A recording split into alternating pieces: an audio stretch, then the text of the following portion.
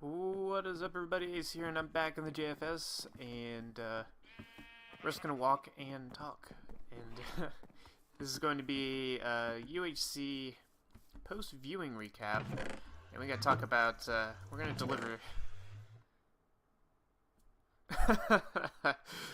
Yeah, Muck had an interesting skin on, but this is something we need to talk about. UHC Season 17. This is going to be kind of a Footnotes video, so the recap and UHC battles should have both come out since the season ended. So, let's go. So yeah, this is just extra stuff that I've noticed after watching everybody else's perspectives. So, I'm going to ramble a bit about that stuff. And we're gonna make our way to Dang City, and I guess that's kind of it. So let's see, a couple things to know. First off, first episode was where things were pretty interesting from the start. Turn these sounds down a little bit. I don't need them at UHC levels. But, with Joda's team spawning really close to us, they ended up finding a desert temple right off the bat, and we did not. Well, we found it a little bit later, and turns out that that temple had a knot chapel in it, which is the one that Red Team ended up using a few episodes later against us to basically drive us away. So yeah, we are so close to having a knot chapel, and Sjano was talking about it in his video, but it would have been interesting to see what could have been had we gotten the knot chapel instead. In theory, I guess, like, the first couple episodes probably would have been maybe slightly different, but overall going the same way in terms of, like, you know, we go in caving, maybe Red Team still tries to go to the Nether, and then we go in after them. But this time, the knot chapel would be in our hands. And the question would be is, do we use it at the time? Do they still do the TNT trap? And if so, do we pursue them afterwards? And do we come out on top? All great questions. But assuming that we assuming that we would have come out of that the victors and still have the knot chapel in play, chances are things could have been a lot different at the end. We could have even, won the UHC. In theory, at least. There was a lot that was going on in the final battle, so there could have been a lot in terms of a lot of points where we could have used the knot chapel. So, but that's a big what if and all that. Watching the caving phases of each team, blue team was definitely the one to beat. I think in my head, gray team felt a little bit stronger because that's the one I was paying attention to. They got their stuff a lot earlier than blue team did. But blue team ended up getting a lot of diamonds and a lot of arrows, and they were just really geared up. So I'm kind of surprised that we ended up winning the battles in that sense. I guess we did just the right stuff to make it work. But yeah, it was pretty surprising. I'm gonna wander around a little bit, wander aimlessly while we chat. Let's see. After the little moment in the Nether, we definitely waited for a while. We were kind of hoping that the red team wasn't like camping the portal on the other side, or at least that's what I was thinking. It turns out that they, not only did they go through the portal and immediately leave, but the portal that they went through, it took them to the surface, I think. It took them to a very different location than where we were, because they built a new portal, and that took them somewhere else entirely. Whereas we went back to the original portal and ended up in their cave. So it turns out if we followed them, it would have been pretty interesting, but if we did go back through our own portal, we would have just ended up in their place anyways, and maybe we would have had more time to do some caving. And hello. There was I did fly around in a copy of the map afterwards, and that mineshaft that we were in, it was pretty decent. There's a little bit of there's some chests with gold and apples in them. I was gonna say just gold, but there were golden apples in them, and so we could have had a little bit more health going into the end of the season. Oh, I shot him out of existence. But yeah, it is what it is.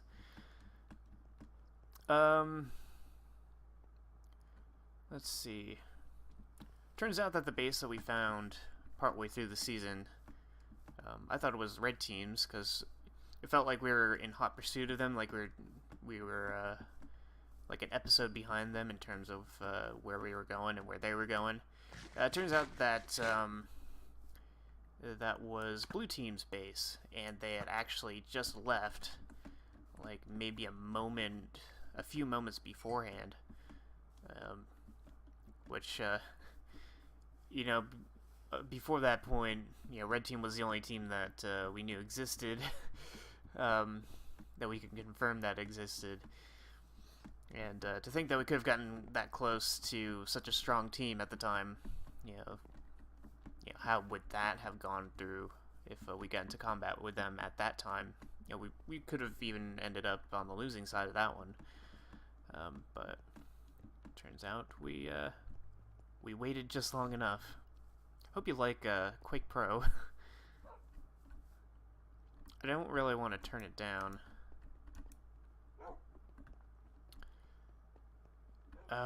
Let's see what else. A lot of dirt in there. And some random stuff. I should take these anvils and bring them back to base. Let's see. Interesting moment that I have to keep in mind for future UHCs. So Scott and Joda both had horses at one point, and they actually rode right past each other.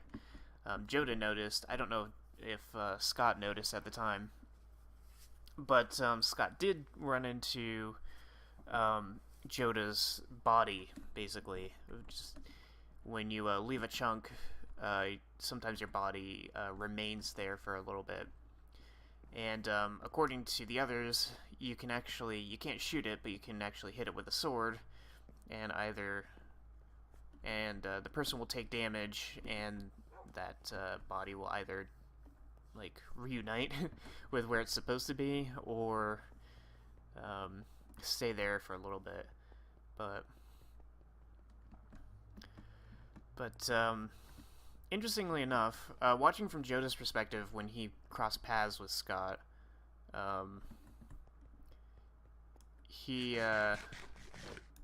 Scott was on the horse the entire time that they were past each other, but from Scott's point of view, Joda was left behind.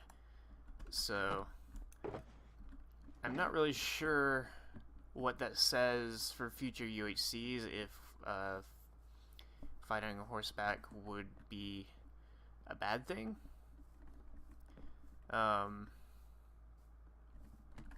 So it seems to be like somewhat fixed, maybe not entirely. So we'll have to see how the next update, see if it fixes things, which we're in the pre-release phase, so it's ever closer. Alright, so now let's actually go over here and talk about the main point, and that was the combat. So we heard a creeper explode. It turns out at the end of the 7th episode, everybody heard a creeper explode from some perspective. We blew up a creeper and then heard one near us, and blue team could hear the creeper that we blew up and the one that they blew up, obviously. Red team had a creeper, and gray team could hear it. So everybody heard a creeper at the end of the episode, which is kind of funny. We didn't really pay any mind to it for some reason. Like I said, that's got to be another team, and then we all forgot about it, myself included. And so when blue team did arrive, it managed to take us off guard. And so, what's all this? Ooh.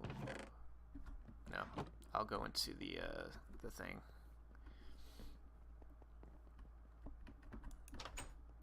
So, that was kind of a funny moment. It was interesting to see how everybody kind of got into the combat. It was Blue and us for the first bit, and then Joda and Boo made their way to the surface afterwards. And then at the very end, Dennis popped his head up, and suddenly we had a little bit of representation from every team on the surface. It was interesting how everything played out for all 6 kills of mine, because it was like, you know, first kill was Boo, who was moving in to kind of flank me, but then when Dennis popped up, she turned her attention away from me completely, which was a bad idea, because at that time I realized how low everybody was, and I was like, alright, I'm gonna do this. And here we are. As you can see all the arrows that I've collected, and we're just gonna pop this over here. This is what Shoston sent to me to correct the mistake he made for he gave me one of these for Christmas for season 16, so he was off by 1. But yeah, so Boo made the mistake of looking away when Dennis showed up, and that's when I ran in to attack. Joda, I guess, noticed that Boo died, but I guess figured that he could deal with Dennis first. Maybe he thought that I shot her instead of hit her with a sword, but either way, I came running in and gave him a good old whack with a sword. And Dennis,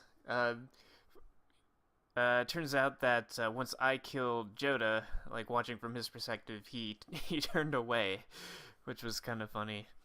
So when I went down to see him, he was already looking the other way, and it was kind of weird how everybody just kind of looked away. I don't know if he was, I guess, hoping I didn't see him, but I saw Joda shooting at him, and knew that he was in the area.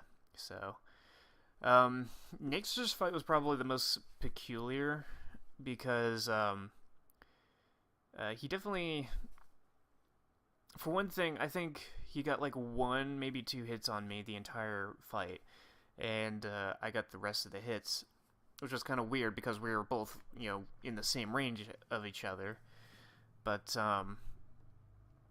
he did get nudged forward at one point, and I think what actually ended up happening was at some point I moved forward to hit him, and I think it registered as me hitting him in the back, because my sword like reached through his body to hit him in the back. So it counts as him being knocked forward. So I think that's what he was alluding to, because we were talking about it after the UHC, and he thought it was a llama that spit on him. But I think it was just me hitting him while like standing inside him, and it nudged him forward because it registered as being a hit from behind. So, but that was the most direct fight. I was surprised I won that one, considering how beefed up the other teams were. Another note on this was that Nature was really low all the way up until they decided to charge in which he got Dan's apple, which was why it took so long to actually kill him. I was watching his perspective and was like, how's he get so much health going into this fight? But yeah, so that's that. And then Dan. Dan was definitely completely focused on Bagel. Shastin had died to Nixer shortly after Dennis died. So yeah, I scrambled up the hill. If I could get up the hill a little bit sooner, I think Bagel and I would have been the final two. And then me picking off Weather would have meant that it would be Bagel and I versus Alpha, and then we could have handled one of us dying. And probably could have won that. I think that was the biggest turning point, like, teams-wise. Like, not being able to get the hill in time really cost me a teammate in that sense. I think I got a little bit of a swipe from Bagel's sword at the very end. But yeah, I didn't take a lot of damage in any of this. I took some fall damage here, and then Nixer got 1, maybe 2 hits on me, and then I took like the sweeping edge swipe from Bagel here. And then Weather was just caught in the water, really. It was like 2 shots. For Zalfa, there was a lot of moments for Zalfa where it's like, I should note, a true second place with Shastin and Bagel, which is so nice. Looks a lot better than than any of these, especially like that one, and was it that one? That one's pretty bad. So the fight against me and Zalfa, as I mentioned in the podcast, my momentum was stopped by him being underground. I wasn't really sure how to go about it, but at that point, I think we were all happy with how things had gone. Like, I got my 6 kills, Shastin killed Mary, so everybody was pretty much happy with where they were at the time. And so I decided I was going to continue the aggressive approach and go after Zalfa. And the first bit of damage I did to him actually got him down to like 2.5 hearts or something like that. And boy, if I got that second shot in, it would have been over. But he managed to not only escape, but eat an apple.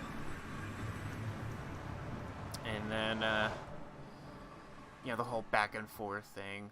I was definitely the lower on health, and at the time I didn't realize I had an apple as well.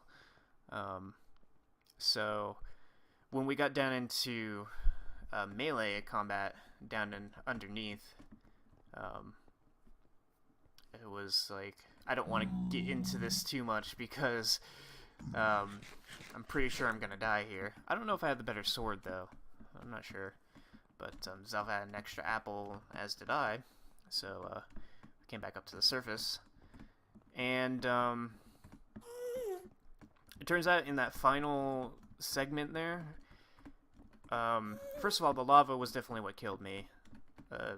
Also the little stupid, shooting Zalfa's shield and the arrow deflects right back onto me. That definitely did me in. But the lava is definitely what killed me. Yeah, it turns out out of all the hitting and shooting that I did at that time, only the first shot or hit I did actually did damage, and the rest of it was all shield. So yeah, that entire time he was at like 3 hearts.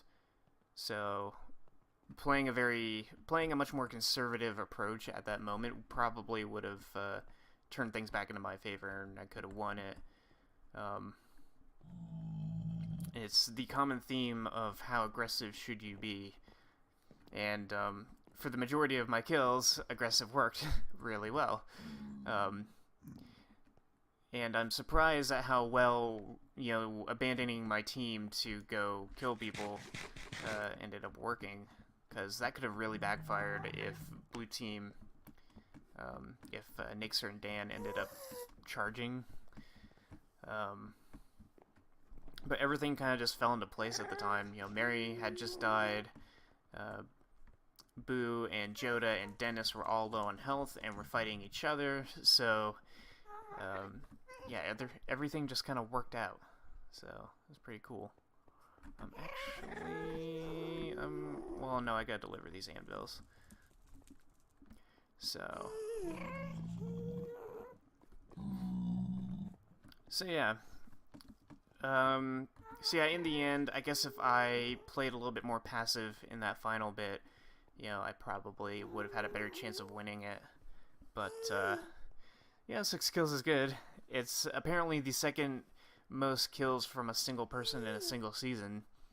Because Firestar Sora got 8 in Season 2, and the most anyone else has ever gotten in a single season is 5, which is like, I think it was it Notorious Park or Ellen Books? It was Season 7. I think I said it was Park. I might be wrong. And I think one other person got 5 kills in another season, but yeah, so that's a good accolade, I guess. Most kill bonus points. It's the first time I ever got one of my own bonuses, so that's pretty good. To think I could have been Iron Man